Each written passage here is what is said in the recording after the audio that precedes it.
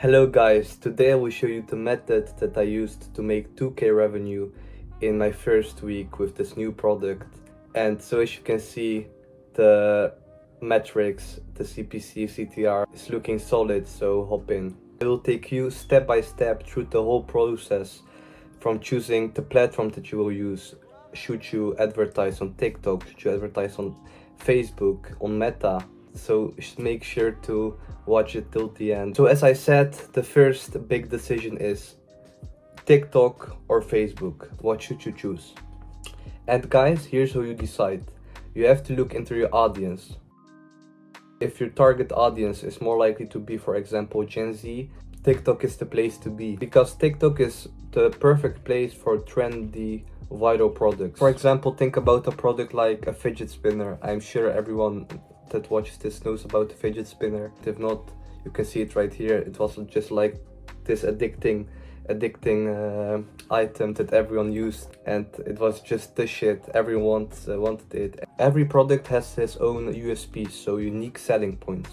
And that's also a very important thing to keep in mind, because a fidget spinner is, in my opinion, better on TikTok, because people that are 15, 16 can also buy it, because it was not that expensive and everyone was addicted to it. It was just very trendy at the moment. So that was a USP you could use. Just target it to the people themselves.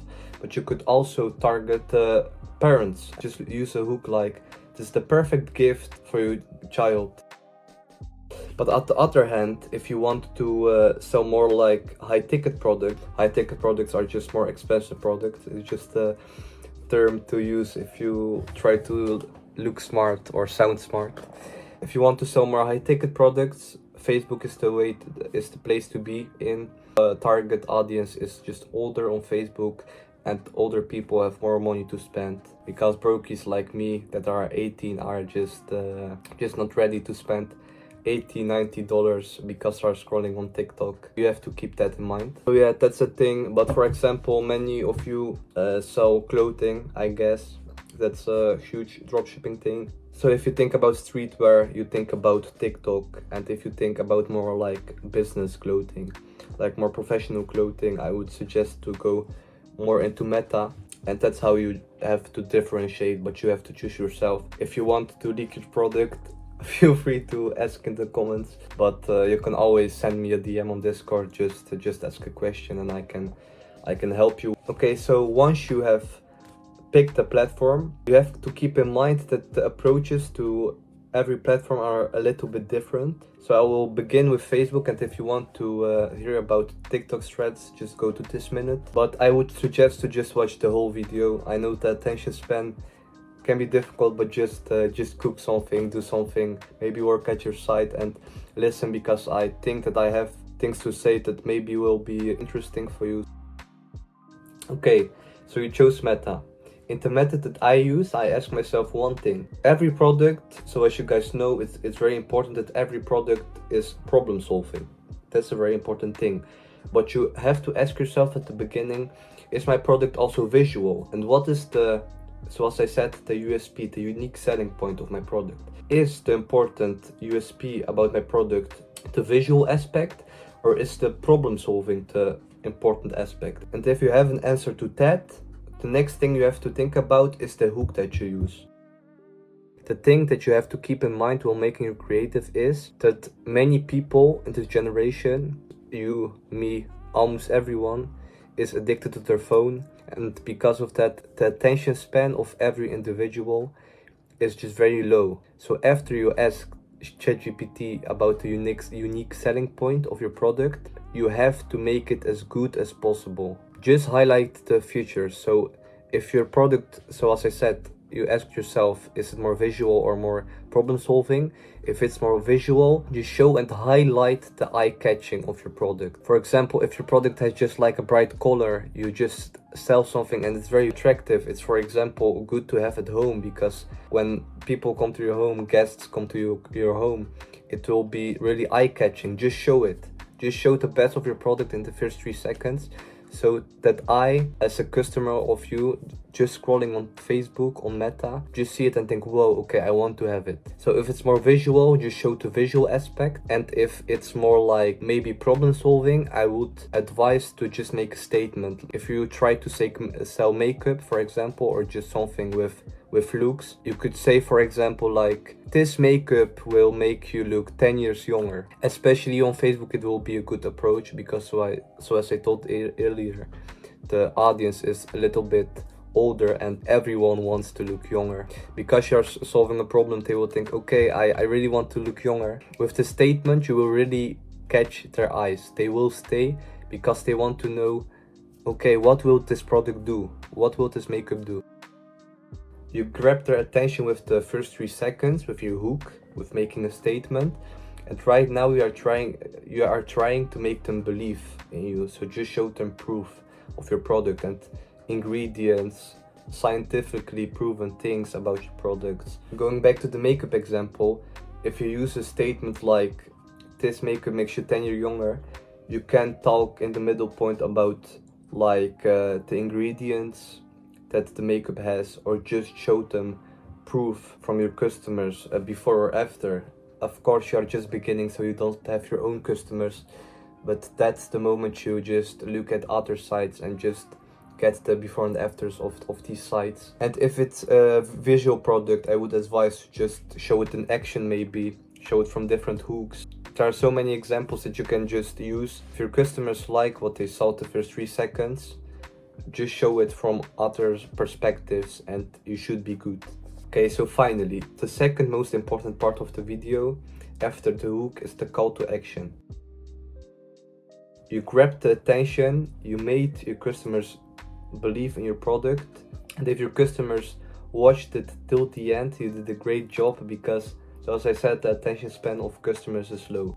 But right now, it's the final push that you have to give to your customers so they will make the purchase. Going last time to the makeup example, you could, for example, say something like, only today 50% off. So what I prefer, because 50% off only today is a little bit off, I would start the call to action with something like, if you want to look younger, only today 50% off. Just connect the call to action with the hook, make a good middle point, and you should be good. Okay guys, so I talked about video ads, but right now I want to mention one app, and I have to mention it in this video because it's just so helpful.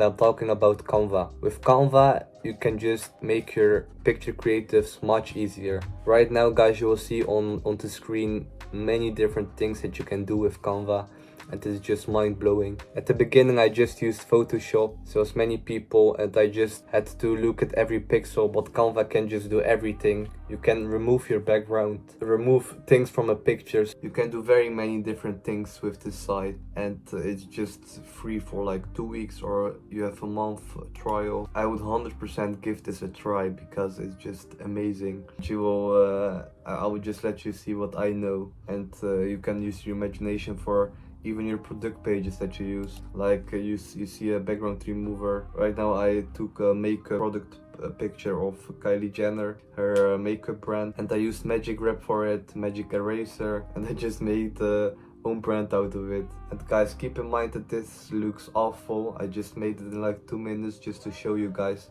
the different things you can do, but please take some inspiration of your competitors that are doing some great numbers and make picture ad based on that and not what you're seeing on the screen right now. I just want to show you what you can do with the app. Okay guys, I hope that you know everything about Meta, and I will hop in right now and tell you more about the TikTok ads. While making this video, I noticed that the approaches are different to Meta and TikTok, but they aren't that different.